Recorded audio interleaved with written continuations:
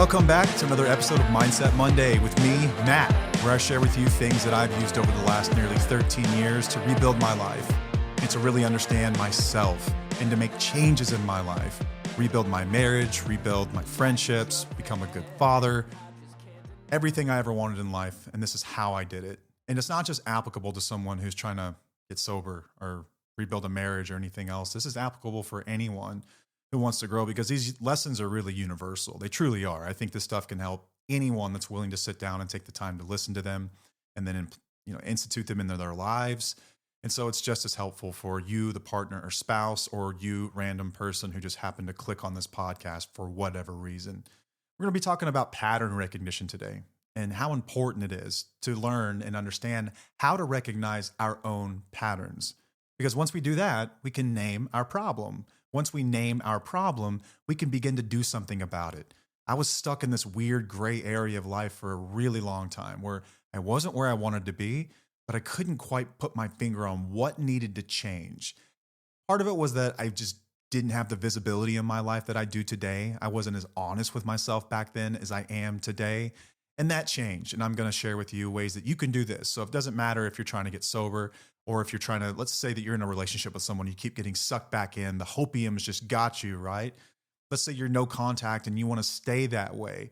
Or you say, how do I know I can actually trust someone? What does that actually look like? How do I stop myself from getting dragged back into these situations? How do I set boundaries and stick to them?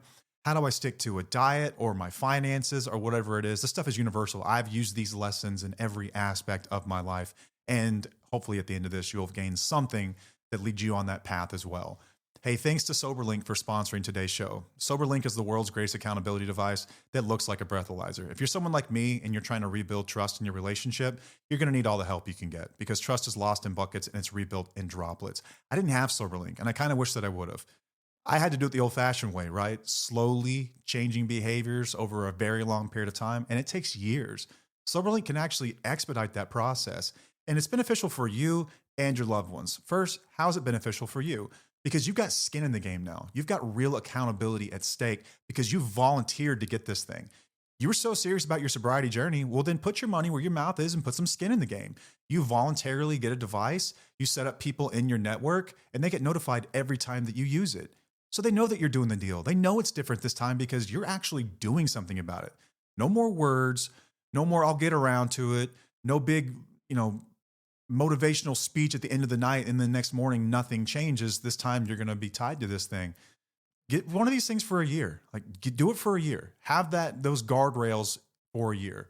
It's really beneficial not just to you but to your loved ones. It's a gift that you give them. You know how sick they are of looking for bottles and questioning themselves and us? Because they can't trust us, right? There's distrust in the relationship, and I earned every bit of it. I had earned all the distrust that existed, and I couldn't be mad at anyone but myself, really, at the end of the day. I could sit here and want to blame Paige for it, but how is it her fault that I lied and she believed me, right? Maybe the first time, shame on me, and then after that, but listen, I'm really good at what I do. You probably are too. And we are very talented liars, unfortunately. Give your loved ones the gift of visibility so they can see what's going on. So they no longer have to go search for bottles or wonder where you are. At the very least, they're going to know you're sober. Now, is it going to change the way you behave? Not necessarily, but it will get this piece out of the way so you can start to focus on that stuff. Because this is a huge hurdle for families to have to deal with. The what if? Are they drinking? Are they not? Give them the gift of visibility. You can get these things. They used to be $500. They were not cheap. And then you had to get a monthly plan. Well, guess what? That's off the table too. Less excuses.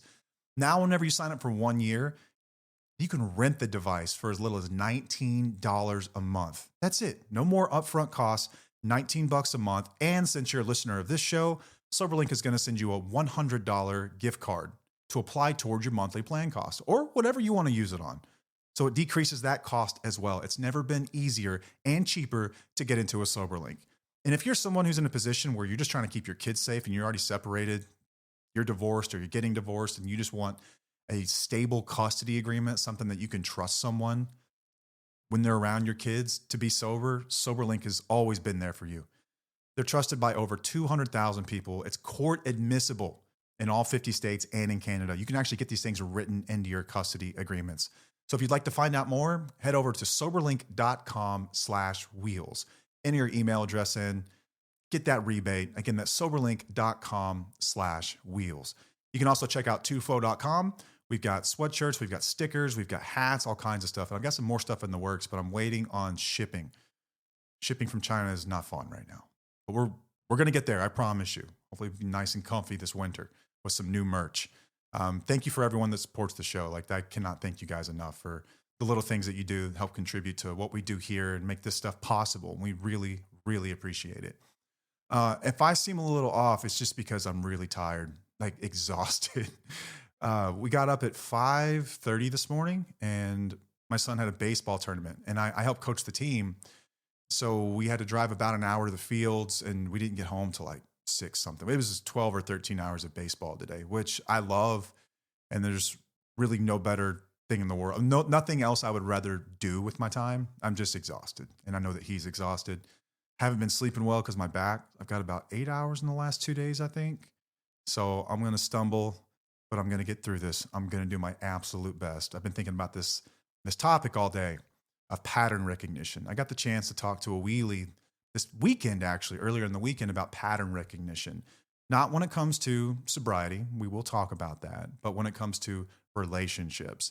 And it made me realize how important this lesson has really been for me throughout my life. I look at my life in sort of split into two halves, and it's not like when I got sober necessarily. It's when I started to get honest with myself about my own patterns and named the problems that I was having with those patterns. Once you name something, we can actually do something about it. If we don't know what's going on, we're just going to kind of operate from the midbrain and just live life and really not understand why we aren't where we want to be.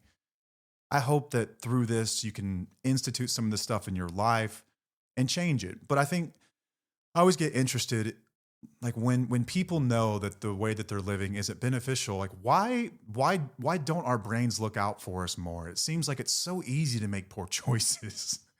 Maybe that's just me, but I don't think I'm alone in this. It's just so easy to make poor choices.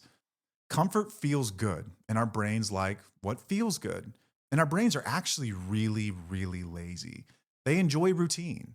And if the routine of your life isn't such that it's causing you massive problems, you probably have very little dissonance between what you know you should be doing and what you actually are doing. And this can wear on forever. In one of our episodes, we talked about the region beta paradox and how sometimes really difficult or bad events can actually be a good thing because they can push us toward change faster than they would otherwise be. Like, let's say that you're in a job and you don't love it, but you don't hate it, but you kind of operate in this weird zone where it's just tolerable. It's just lukewarm. And you do that for years and years and years, but in the back of your mind, you're always wanting more. It would almost be better if the company instituted layoffs, or better if you just made the leap and started that new business or applied to that new position, because it would force you to create the exit velocity needed to do something different with your life. It really would. It's almost like having a sprained knee versus a broken leg. Like the sprain, yeah, you can like tolerate it and deal with it and play through the pain, but it's just going to take forever to heal, like forever, because you're never really going to do what's required to take the time off. If you just broke your leg, you wouldn't have a choice. And so in this weird way, these rough events actually push us toward making changes. If we can live in this sort of not quite miserable, not wonderful zone for too long, your brain just gets used to it. You have no clue how high your pain tolerance actually is. I guarantee there's things in your life right now that if you were to share with someone else what you've been dealing with for the last 10, 20, 30 years, they'd be like, oh my God, like I thought I had it rough, right? But we're really, really good at just kind of filing that stuff away and saying it is what it is. Like we're excellent at that. It's scary how good we are at that. And these blind spots in our minds form, and we tell ourselves a story rather than just facing the evidence, and we minimize things. We say, like, when it comes to substances, like, I can control it, it's not that bad. Or you'll say other people are worse, right? Like, that's a really big one. I mean, get some water. I feel some dry throat coming on. That was one for me. I was always comparing out to like other people. And you just kind of check them off as you go. It's like, well, I'm not as bad as him. And then once you get as bad as him, well, I'm not as bad as they are. And you have to keep going and going and going till there's really not much else to compare yourself to. And by that time, it's usually too late anyway. But anyway, in psychology, pattern recognition is tied to metacognition. And this is sort of the ability to step outside yourself and to look at your life from a 30,000 foot view, the overhead view, right? The big picture, if you will. And you can notice loops and you can notice patterns. And once you name the loop, once you recognize the pattern and accept the pattern, that's going to be a really important piece because a lot of people can see it, but they can't quite accept it. Once we name it, then we can activate the prefrontal cortex, that wonderful part of your brain that is responsible for decision making and not just reflex and tendency and ease and comfort. And I think naming it sort of turns these vague feelings into something concrete, something we can actually do something about. You can't solve feeling stuck, like I just feel stuck, but you can solve I drink every Friday when I'm stressed. That is your pattern, and we can do something about that, which will then lead to you not feeling so stuck anymore. We're going to have a lot of examples like this. The first one, naturally, that I'll start with is addiction and sobriety. I'm not sure if hardly anyone's story is that the very first time you use, you just knew it was going to be really, really bad. And in a very short period of time, you were just completely off the rails. That is some people's stories. I don't mean to diminish that at all. I know some people have been there before, but a lot of times it's just more progressive. You've ever heard that analogy about the frog in water, which isn't true, but it's still a good analogy, I think. That if you throw a frog into boiling water, it will jump right out. But if you put a frog in a pot and you start to slowly boil it, the frog won't realize that it's being boiled and it'll just die in there. That's not true, actually. They tested this frog. When it gets too hot, that dude's out of there. But either way, I think that that's a lot of times how addiction kind of progresses, is it's just slowly over time, the intake increases. And before you know it, your mind has made a billion excuses for why you do what you do and why it's not so bad. And we're really, really good at living in that region beta paradox zone where we can deal with some pain. We've got really high pain tolerance, and the stuff that would crush ordinary people is just a Tuesday to you. And that's just no big deal. I did this for the longest time. Like when I first started taking opioids, it was for an injury and I was taking them as prescribed. And then I realized that I really liked them. And if I took 2, it felt better. And then if I took 2 every 2 hours instead of 2 every 4 hours, it felt even better. And then I decided if I could just feel like this all the time and manage my life, I'm set. I feel good, which is what I wanted. I wanted to feel good. Like who doesn't want to feel good, right? I never felt like I heard this guy, Gordon Keith, write this one time, and I thought it was just beautiful. He said he felt like he was always born 2 drinks shy of happiness. And man, that's like the most relatable thing in the entire world to me. I felt like I was born 2 pills or 2 drinks from happiness. And if I could just get that in my system, then I was good. But it creates a whole host of other problems. And addiction is progressive, partly because of the nature of substances. And the more you take, the higher your tolerance gets, which means you have to take even more, which oftentimes is more time, it's more money, it's more time away. And at some point, the substance kind of takes over and you can't manage this anymore. And you won't be a functioning whatever anymore. Not to mention functioning is just sort of a term that we give ourselves. You're not really functioning. If you were to use 100% of what you're capable of, you're probably using like 30% now. Imagine how amazing you could be at everything that you want to do if you were giving yourself 100%, right? So I lived in this forever. And I was able to manage it for a very long period of time, quote unquote, manage it. At the very least, I got really effing good at hiding it, which meant I got really good at lying. So I became really accustomed to lying. I became accustomed to, oh God, I was a financial whiz because I had to move money around and come up with excuses for why it was where it was, the money I mean, and why I wasn't where I said I would be. And it was like a full-time job doing this. But I was also, a new parent, and I was in all the Facebook photos. We were young. And I think that some people can also come to accept the state of their relationships that like, okay, at one point in my life, I totally thought we'd be close. And I imagined us like, just like the happiest couple ever, like a couple that people would look up to. We're so happy. And then at some point you settle for less. And I was just settling. And I think Paige was doing the same. And we just became comfortable in like this really shitty situation. And I always thought there'd be some event that got me sober. And that's not the way it works. I tried 1,000 ways to manage this thing, 1,000 ways, maybe more than that. I tried everything, man. And I think that rock bottom for a lot of people ultimately is the point at which they recognize the pattern of their life is such that it will never change until you arrest it. It's never going to change on its own. It didn't for me at any point. And anyone that I know, I've never known someone who was a real deal person with an addiction, like real deal addiction, and was able to stop for a period of time and then pick up and drink normally or use normally without consequences. Maybe they could handle it, but the people around them couldn't, right? And I think that's important to recognize as well.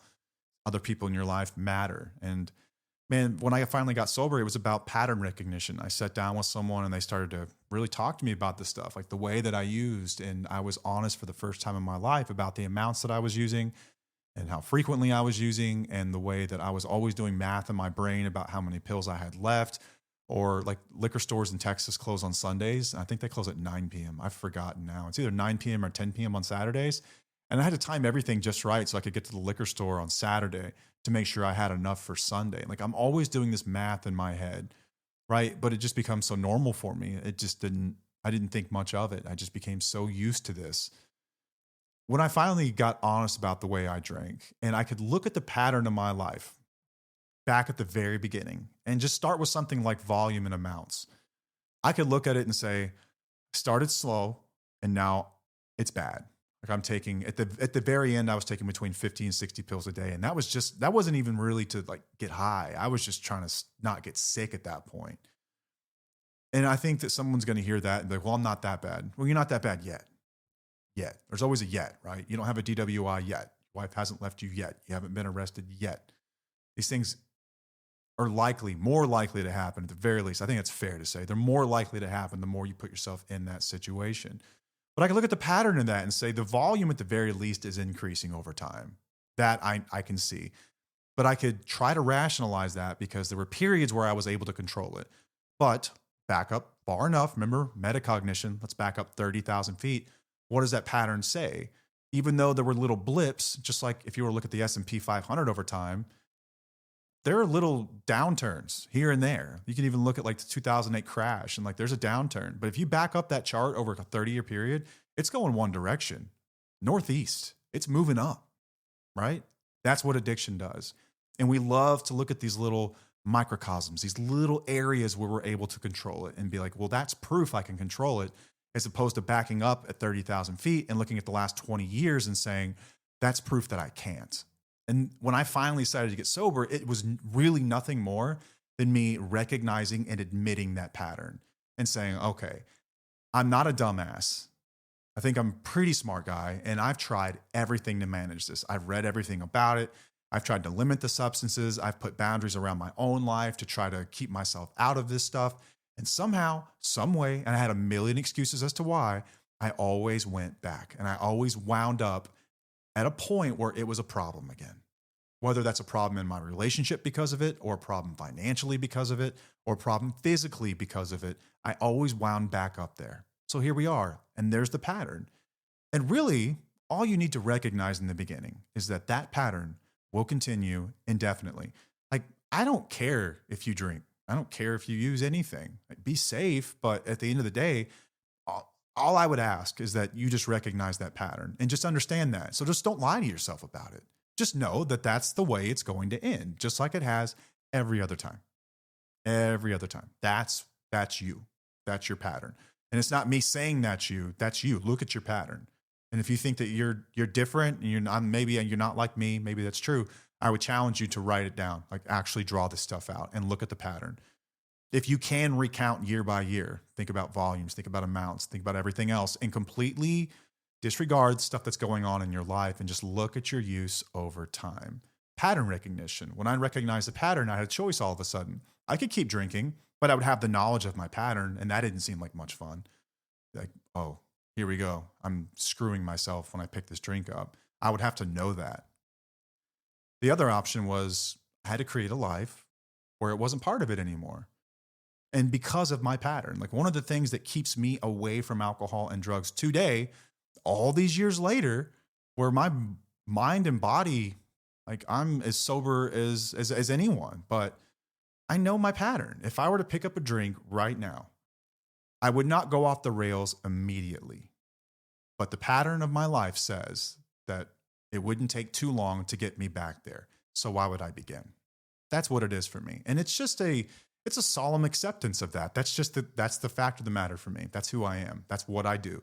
And I accept myself and I'm okay with that. And listen, I suck at drinking. I just do. I love it, but I suck at it. So I can't. I wish I could, but I can't. And I'm okay with that. I'm totally cool with it. And I think that in the beginning, it's a bit of a sad feeling because it's like, oh man, I really like to get this down. You know what I mean? Because there's some things that we love about what that substance provides us, like the ease and comfort that comes with it. But what does the pattern say? What happens? And is that stuff worth it? For me, it wasn't anymore. I'm like, all right, so if that's my pattern, that's what I do. I can no longer do that. End of story. I know my pattern. I am no longer making exceptions for myself or excuses for myself or saying it was situational or whatever. That's just my pattern. And I've accepted that full stop. Like I have never negotiated with that since the day that I decided that I recognize it and I saw it. And I think that relationships, it's just as important to recognize patterns of other people, yes, but really of ourselves. The reason that I'm able to sit here and talk to you guys every week about relationships, even though I'm still married and I have a great marriage, about what it's like to have a really bad relationship, because this isn't the only relationship in my life. I've had others that are really, really problematic that also involve addiction and narcissistic type abuse and mental health issues and all the love and the grace that comes with a close relationship and the excuses that you would like to make for someone and all the reasons that you would get hope, and that hopium just hooks you, man, and you want it to be better. And I've been through this for the last 20 years or so with somebody, and it's been killer. It's been killer because first of all, like I'm someone that changed, and so I will always be naive in the sense that I believe in other people's capacity to change. I really do. And maybe I'm a hopeless romantic about it, but I truly do believe in people's capacity to change. I just think it's a matter of, do I have the patience and is it safe for me to stick around while they're trying? And the answer to that is not always yes. In fact, it's rarely yes. And that's just the unfortunate reality of all this, is I've been in a relationship with someone who has fed me every line of bullshit you could possibly imagine. They've guilt tripped me. They've given me the long lectures about how they're changing. They've turned around and said, if I would change, then it would make them better. And it was all on me to change. And I tried it all. I tried everything. I tried to change myself to help them. I tried to support them. I tried to walk with them through it. I tried to give motivational texts in the morning and long conversations and endless chances. I'm talking thousands upon thousands of chances. And here's my pattern. I am naive. Just going to say, I'm really naive. When someone says that they're willing and they're genuinely wanting to try to change, it pulls on my heartstrings because I've changed. And I'm like, why can't I give someone the same grace that I was given? But not everyone deserves that. And that's just the reality. It's not for me to decide if your person is that person that doesn't deserve it. It's up to you. And it's up to the pattern to decide. It's up to you and your therapist or your professional that you're working with to decide. I'm just here to frame the conversation in a way that hopefully gets you to a place where you're really looking at this kind of stuff. And so this person would send me messages and it would always draw me back in. And before long, like things would start off nice and sweet and everything's good. And I was like, oh, we'll see each other and we'll get lunch. And then as soon as I broke from this person that played nice to make their reality really nice and simple, they would lash out at me and they would bark at me and they would call me horrible things. And then I would see the monster I was trying to stay away from. And I would be reminded and be like, oh, I'm so stupid. Why did I let this happen again? And then like 3 to 6 months later, I would do it again. I could break distance and time, and my life would get better in this period of time. It doesn't mean I was really sad still. I was grieving like basically the entire time I didn't have this relationship. And so it sort of gave me incentive, I guess, to want to give it another shot, because I wanted that comfort and I wanted that person back in my life. I needed that relationship in some ways. I felt like I did anyway, but then I would be reminded again by their pattern and my own, that the pattern in my life is that this person will never change. And I've accepted that. And so I have to change. And that meant with my boundaries, finally, at some point, going no contact, which is not a decision that I would tell anyone to take lightly. Paige and I watched this documentary last night. It was so sick, man. It was about Ruby Frankie, that like YouTuber that had the YouTube channel with their family. Some of you probably know exactly what I'm talking about. There's a new one just came out on HBO. We saw the one on Hulu, and then there was another one on HBO, but it really went in depth into how the manipulation took place in those relationships and why so many like seemingly smart people were conned basically by this like cult leader to like go no contact with like their spouses over like the most trivial shit. And it was really, really sick. But like that's a decision you come to when you absolutely have no other options. And the pattern is such that they are not changing and they are causing you harm in the process. It doesn't just have to be physical harm either, guys. This can be emotional harm. This can be simply that this person occupies way too much time and space in your brain. And I'm all for giving relationships time and space, but there's a such thing as too much, right? This one was driving me nuts. The only fights that I had in my marriage for the last probably 4 to 5 years, like real fights, were about this person and the relationship that I was trying to manage with them. Paige had decided to go no contact before I did. And that was a really difficult part of our marriage too, because I was still trying to like dabble, thinking I could manage it, thinking that I was unique and I was special. And if you had my skill set, then you could manage it. And I can take a lot of shit, but I got to the point where I finally had to go no contact as well.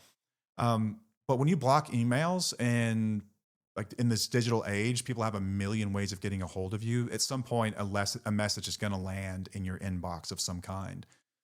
And I used to read them. I didn't always reply. Sometimes I would start to reply like 10 or 20 times, and then I would delete it all. And then maybe reply a couple of days later because it would just eat at me, man. It'd be like an itch I cannot scratch. It's like I had to reply for some reason. That hopium is so strong. And then I got to the point where I just started deleting them because I looked at the pattern in my life. And the pattern with this person in my life was horrible. I wasn't healthy. I wasn't happy. I was always trying to manage things, and it was causing problems in my life. And when this person wasn't in my life, I was grieving at times, yes, but life was easy. It was manageable. I didn't have unrest and anxiety living around me or hovering around me. I didn't have problems to manage. I wasn't trying to manage my life and theirs for them. Some people are going to be like this in your life. They're always going to need you to rescue them. And I just couldn't. Like, I have too many obligations in my life. Like, I'm just trying to get by myself, right? But then I've got 2 kids that depend on me. I've got a wife that depends on me. I've got employees that depend on me. I need to be there for people. And I don't have the bandwidth for this relationship anymore. So I finally went no contact. But when those emails and stuff would pop up, man, like at some point I just had to start deleting them without even reading them. And I know that's tough to do. I would just delete them. I would delete the text. I wouldn't even reply. I wouldn't want to know. I just wouldn't want to know. And I've always struggled like with what if they actually did start to change, and how, and then I've gone no contact. Like, how would you know? Right. And I've decided this, I think this can be helpful because this is where I'm at. I don't know what you think is best for you. Maybe you and your therapist ought to talk this through, but here's my idea with it is that I think if someone was genuinely changing, I would hear it through the grapevine. I would hear it from other people because this is a very public breakup, if you will. A lot of people know. And I think I would hear it. I'd be like, I would hear something to the effect of, yo, if you talk to so-and-so lately, like they're actually like doing the deal. Like they're getting better, like really better. And then maybe another 6 months goes by and it's like, hey, they mentioned you in passing the other day and said that they would love if you would, if you would reach out, but they would understand if you didn't. Like that's how it would have to go in my life. And then at some point, maybe I would reach out. But the pattern of my life is such that I know myself well enough to know that when someone gives me the slightest bit of hope, I am going to go all in and I can't stop myself. And the only way to keep myself safe is to not have contact. And it wasn't like this forever. Like for the longest time, I had all these little micro rules around it. It's like only when they get disrespectful, then I'll stop trying to talk to them. I'll see them at these events, but it won't be too close to home. Like they won't come into our home, but I'll see them at these other events or whatever it might be. I'll keep them updated via email, but not through text messages because that's just too personal, whatever it was. And I tried and failed at every single one of those things. And it took what it took for me to understand my pattern, but I think you need to understand yours. And just as important in there is understanding other people's patterns too. So badly we want to see the best in people. And I think that that's a beautiful thing in so many ways because what's life without hope, right? Of some kind. I think we just have to be careful about who we apply it to and the patterns that we completely disregard whenever we do. I wrote this blog a while ago. It's on our website. It's called Reframing Hope. And I think it's still applicable. I haven't read it in a while, but I bet it's still applicable to what you're going through today. Check it out because hope can be beautiful, but hope can be really, really dangerous too. We can take hope and we can take ourselves to some places that are scary as we're holding it out for someone, But I had to recognize this other person's patterns in my life and say, this is who they are. This is who I am. And in order for me to truly be healthy, I cannot have a relationship. I can't. I can't see the messages. I can't do any of that stuff. And I had to have the discipline to just delete them and not reach out and not, hey, how you doing? It's been a while, or like anything that they had posted. It's just couldn't do it, man. I had to just cut it out. I had to cut it out, and life has gotten better. And every so often I think about it and it makes me real sad. But most of the time I'm happy, and I'm happier now than I was before trying to manage it.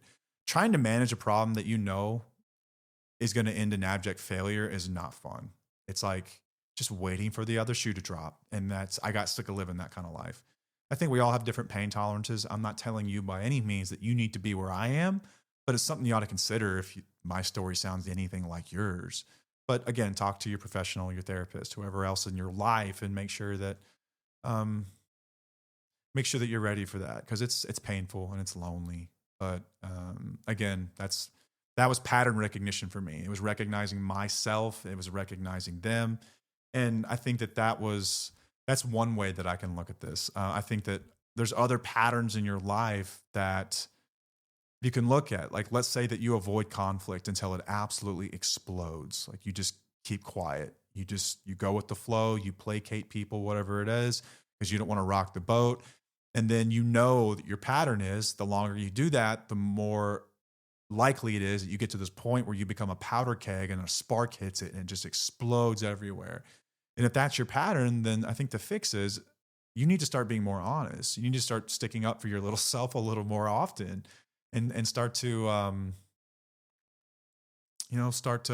I can't think of the term right here. This is a 12-hour day. This is the problem with the 12-hour day at a baseball field. Advocate for yourself. It took me a while to find that one. Holy hell. Thank you guys for being listeners. I'm not sure why you listen to us sometimes, but I'm glad you're here. But to advocate for yourself and to speak up before this stuff becomes seriously problematic. And we fear that people are going to call us nagging or anything else. And it's like, no, it's just, I understand my pattern. My pattern is that I'm going to let a bunch of stuff slide. And then one day I'm going to snap over the smallest thing ever. So I think it's important that in our relationship, we can talk about the little subtleties that become problems later on. I think that's just maturity more than anything. Let's say that you're the kind of person that falls in love too fast, that you jump into relationships really quickly. You go all in. You only have two speeds. Either you're single or you're married, right? There's really nothing in between.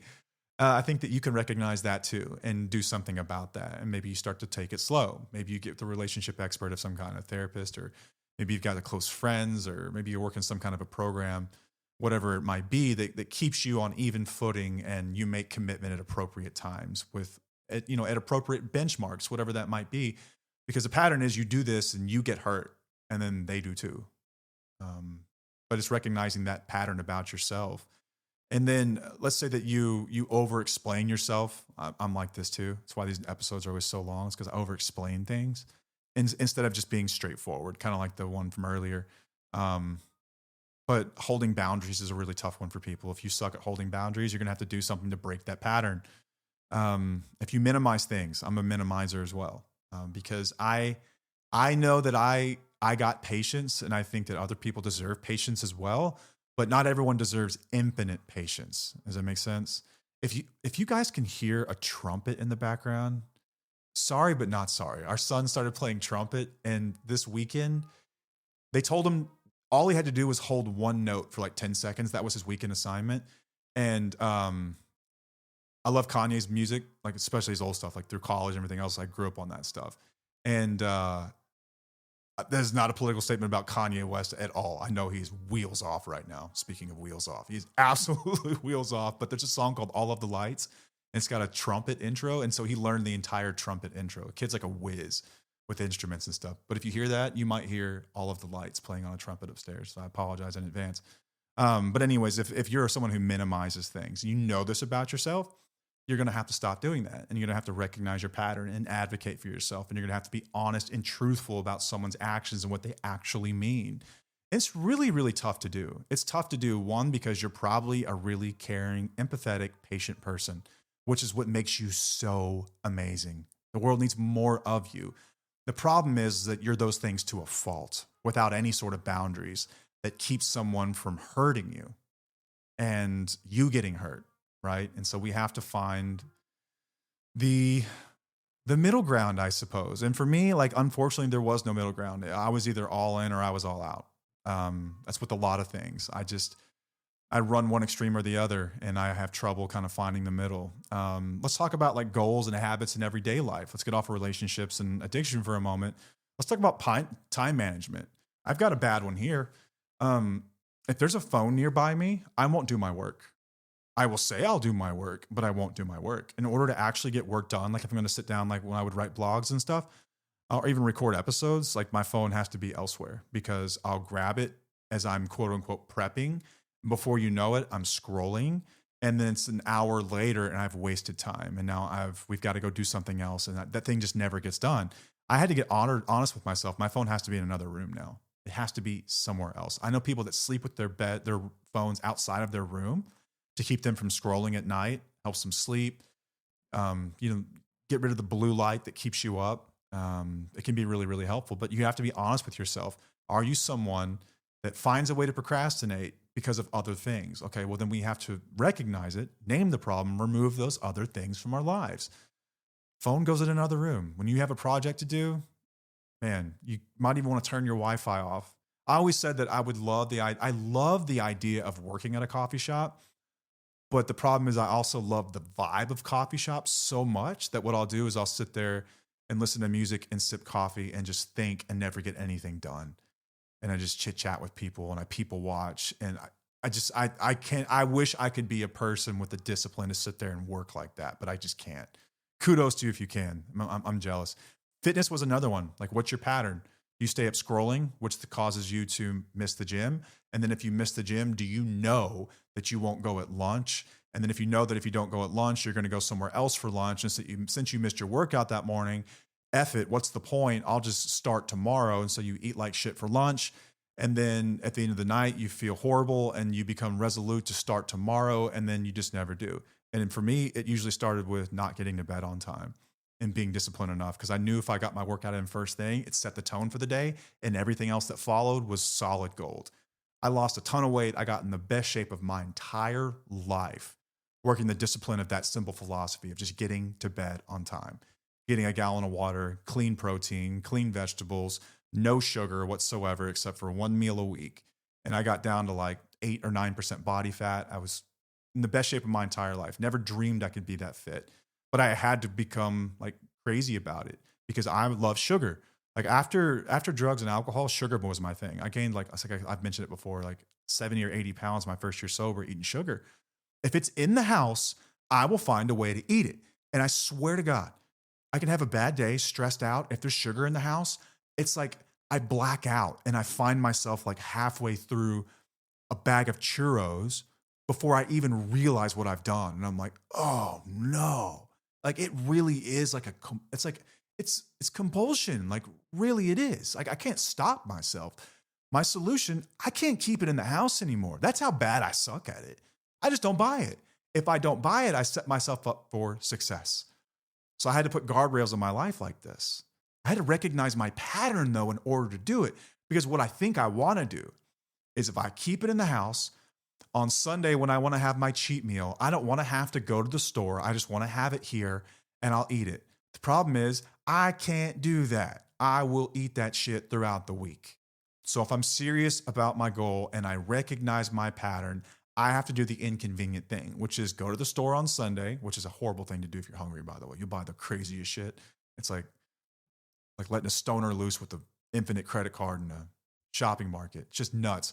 But anyway, you go, you get your snacks, you come back, eat them, and then I would throw the rest away. Like I would literally buy a box of like Hostess snack cakes and I would eat like one or two out of it and I would throw the rest of the box away.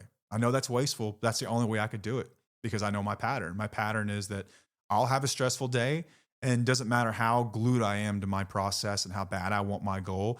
If it's around, I'm going to fucking do it, period. So I had to recognize that. Finances, some people really struggle with finances. I did it one time, drugs and alcohol fueled. Since then, our finances are really straight. But a lot of people have a shopping problem. They do. Shopping feels good, right? There's a lot of people who get sober. We've talked about transitional addiction, switching addictions. Whenever a lot of people get sober, they start buying shit. They'll go all in on something like it's golf or whatever, and they go get like the best golf clubs and the best golf clothes, and they're buying everything they can think of to like fund this new like hobby or whatever. But it's just as much about the buying shit and the pursuit of research and ordering shit and getting stuff and the dopamine rush we get from that as it is about the actual enjoyment of that hobby when you're on the course or whatever it is that you're doing. Shopping feels good, man, and it can become a problem for people. At a time in my life, I literally had to cut up a credit card, cut that son of a bitch in half. I didn't order a new one until I had paid it off. And it took me over a year to pay this thing down because I knew if I had it, I'd find a reason, man. I'd be in a good mood one day. And it's like, what's another couple hundred? We'll figure it out. Ain't no big deal. I literally just had to cut it up and get rid of it. I know credit cards serve a purpose. I'm not telling anyone if this is how you're surviving right now in this tough economy, not to do that. But if you're using it on purchases that you don't really need, get rid of it in your life. Put some guardrails up. Call the bank, put a daily limit on it or whatever it might be. Because retail therapy has that name for a reason, right? Some people use retail therapy to treat a lot of other shit that's going on in their lives. And then guilt follows and then actual financial problems follow because you can't cash flow that bill. You've got an empty budget. So here's another thing I've done. Our finances are in good shape now, but I will still wait generally between 24 and 48 hours before I make a purchase. Let's say there's a pair of sneakers that I want. I did this recently with the pair of sneakers I've wanted for a while. They re-released them and they came out and I'm like, ooh, those are expensive. Okay, I even said to myself, I'll give it 2 weeks.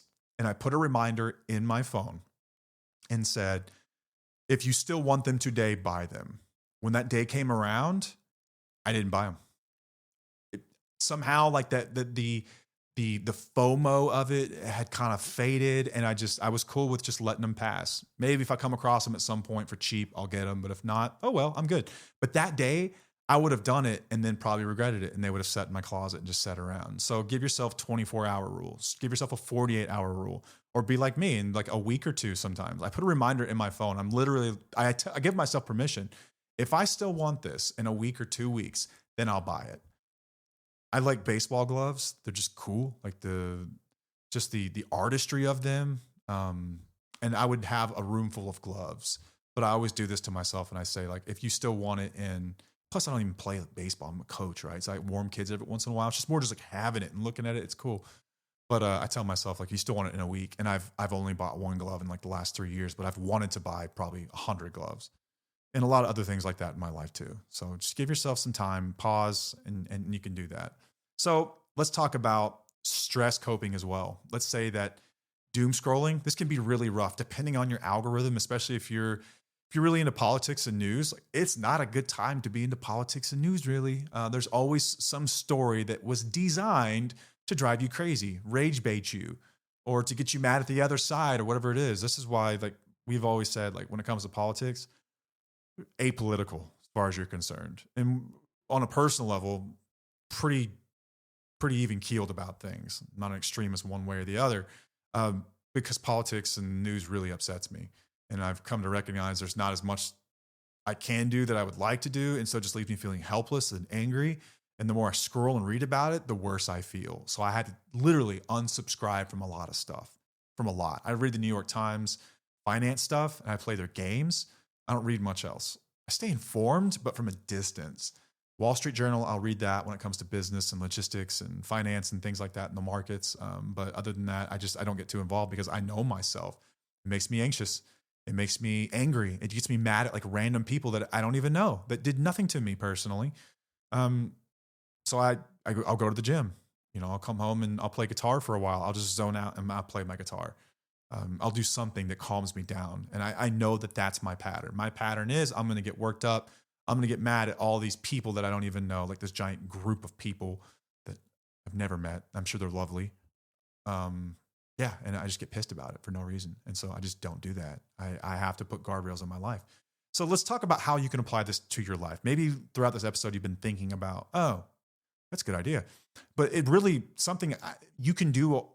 You can do all the things I'm about to tell you, but if you haven't recognized your pattern and accepted it as something that will not change, believe this is a well-oiled machine in your life at this point, and it probably won't change. Very low chance it changes without you doing something about it. I would say never, but I don't like absolutes. But let's just go ahead and say this will never change until you do something about it. Ask yourself this. Let's write down your top 3 repeated patterns. Maybe it's, and be brutally honest, right? Let's say that you got a problem with some kind of an addiction, substance or behavior, gambling, porn, if it's alcohol, drugs, whatever it might be. All right. Where do these patterns lead me? Do not sugarcoat the shit. Be honest with yourself. What role are you playing? This is the next question to write down. You're going to journal this stuff. Again, I want you to journal this stuff. Let's start over. Write down your top three repeated patterns. Next, ask where they always lead you. And don't bullshit yourself. Don't bullshit me. Don't bullshit the pen you're writing with. Where do they always lead? Be honest. Now, what role do you play in keeping it alive? What role are you playing in keeping that alive? Even when someone in my life was harming me, my want and need for that figure in my life, which isn't a bad thing. There's nothing wrong with wanting closeness with someone in your life. Like that, please don't ever mistake anything that we've ever said on the show for that. Like you are not wrong for wanting connection at all. I just had to recognize that the person I was asking connection from wasn't offering connection. I wanted them to, they were giving me a semblance of that, and I turned it into something else. I was playing a role in keeping it alive the more that I showed up, trying to either give them more chances when they had shown me thousands of times they weren't willing, or by lying to myself about the truth of who they really were and some of their real actions without minimizing them. So ask what role you play in keeping this alive. And then finally, what's one boundary? What's an environmental change or a new habit that can disrupt this loop? Let's say that it's like my thing where you can't help but like reaching out to someone that you know that you need to move on from. You're gonna have to start deleting those emails and getting honest about it, or getting a buddy, someone in your accountability circle that you can talk to and say, hey, I got a message. Help me get the strength to delete this shit. Give me the strength not to call and reach out and ask what's going on. Because I know the pattern is as soon as I do that, they know how to get to me and they're going to drag me back in because that's what they always do, right? Just be honest with yourself. If it's drugs or alcohol, recognize your pattern. And maybe that means that you need to go get real treatment, get help. Maybe it means you got to have some guardrails in your life. Maybe it's like a Soberlink, or maybe it's some sort of a program, whatever it is to keep you out of it, because it's not going to be different this time. It's just not. Look at the pattern, and what does the pattern say? Do you think that the 51,285th time you do this is going to be different? No. It's going to be like the previous 51,284 times. it's just going to keep happening. Just accept that. Pretend that is an absolute fact. What do you do next? Right? I think it's just our mind's way of trying to rationalize and make things easy and find comfort and ease, because making changes is freaking hard. It's uncomfortable as shit. But maybe you can't keep alcohol or sugar in your house. Maybe you're like me. Don't reply to texts or messages or emails from people who have proven themselves unsafe, or their wants for you back in their life. Because remember, they're getting something from you too. And it's not always just like support because they need you. A lot of times because you make them feel good when they should probably check themselves, and you make them feel good about themselves when they should just be looking at the truth. And really some of that pain is necessary because it drives change in their lives.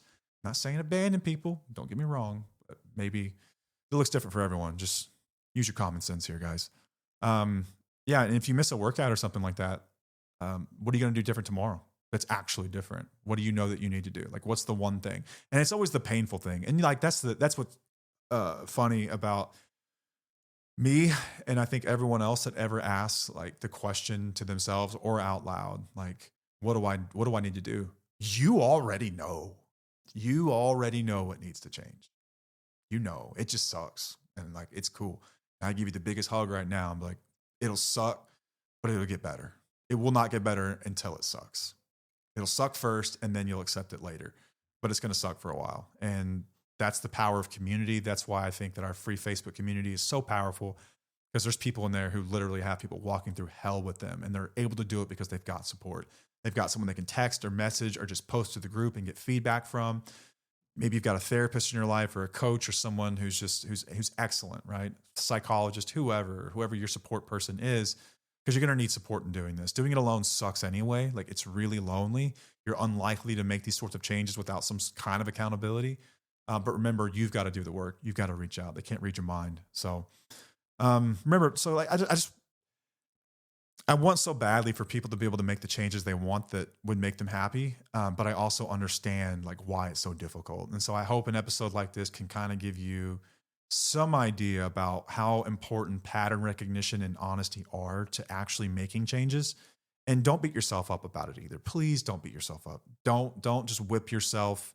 It's just about being honest with yourself, and you can be gentle and honest and brutal at the same time. Believe it or not, you truly can. Pain's really only meaningful if we're going to do something with it. What's the sense in feeling it if we're not going to turn it into something beautiful later, right? But the facts of your life are what you repeat, not what you hope, not what you wish. They're what you repeat. Those are the facts. That's who we are. As much as even back then I could say my intentions weren't to hurt anyone, the fact of the matter is that I was abusive. That's who I am. That's the truth of me. That's who I am. Can't deny it. Like, it's there. There's proof. It's out there.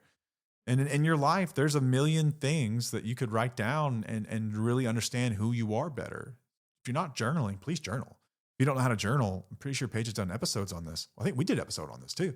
Go check those out. I know that she's done some Paige's perspectives. I know that we've done some episodes.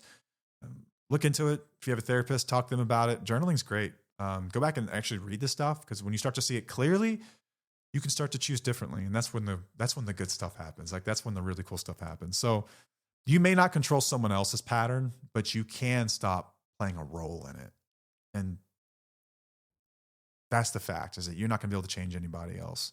You're not. I wish it worked that way, y'all. I do. I wish I could just give you magic words that just transform someone and everyone could be happy with little to no effort. But that's just generally not the way it works. That's just not. So future you, I want you to know this. Future you is counting on today you to make a decision that benefits you tomorrow. Future you is counting on you. Take care of her or him, or whoever it is, by making decisions today to set yourself up for success. Because you already know what the future looks like, because you've got a pattern that proves it. Once you accept that, things become a whole lot clearer.